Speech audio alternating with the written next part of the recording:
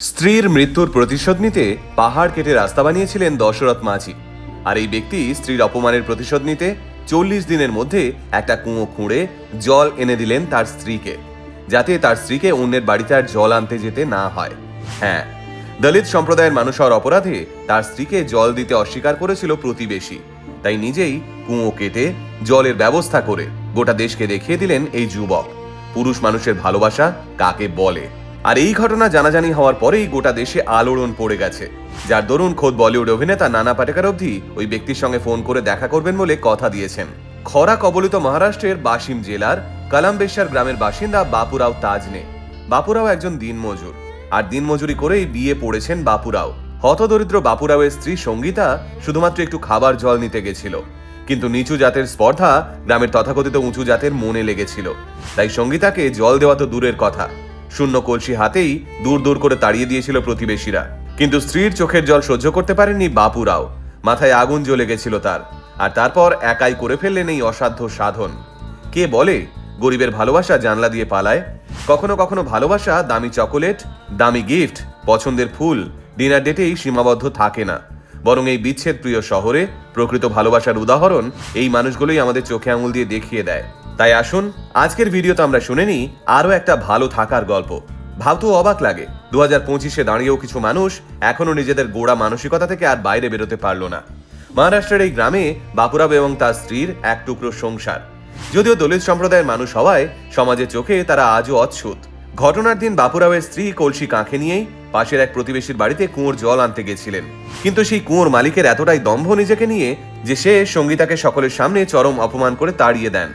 সঙ্গীতার অপরাধ, সে শুধু একটু খাবার জল আনতে গেছিল। এরপরেই কাঁদতে কাঁদতে বাড়ি ফেরে সঙ্গীতা। শূন্য ঘোড়া দালানের উপর নামিয়ে রেখে এক প্রকার কান্নায় ভেঙে পড়ে স্বামীর কাছে। স্ত্রীর চোখের জল দেখে বুকটা ফেটে যায় বাপুরাওয়ের। সেদিনই তিনি ঠিক করে নেন এবার তিনি জবাব দেবেন, তবে সেটা কাজে। আর তাই নিজেই কুঁয়ো খুঁড়তে শুরু করেন বাপুরাও।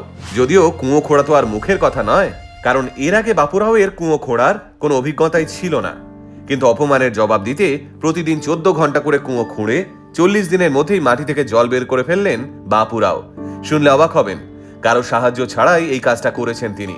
একটা কুঁয়ো খোঁড়া মানে বুঝতে পারছেন, যে কাজটা করতে 4-5 জন মানুষ লাগে, সেই কাজটা সম্পূর্ণ একা করেছে মানুষটা।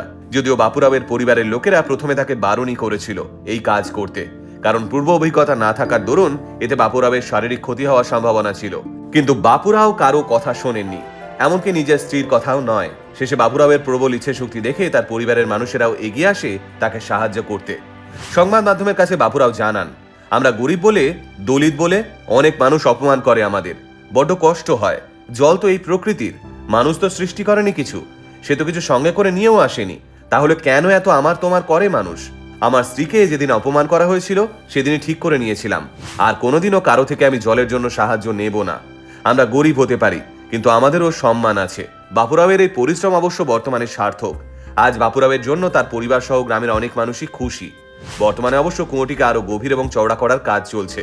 আর এই খবরটা ছড়িয়ে পড়ার পরেই বিভিন্ন সমাজসেবী সংস্থা বাপুরাওকে সাহায্য করবার জন্য এগিয়ে আসে। সব থেকে অবাক করা বিষয় কি জানেন? বাপুরাও এই কুঁয়ো থেকে গ্রামের সবাইকে, সব শ্রেণীর মানুষকে জল নিতে অনুরোধ করেছেন। এটাই বোধহয় মনুষ্যত্বের একমাত্র ধর্ম। তাই বাপুরাওয়ের এই ঘটনা আজ গোটা সমাজকে একটাই প্রশ্নের মুখে দাঁড় করিয়েছে, সত্যিই তো আমরা এই পৃথিবীতে সঙ্গে করে কিছু নিয়ে আসিনি, আর নিয়েও যাব না, তাহলে কেন এত আমার?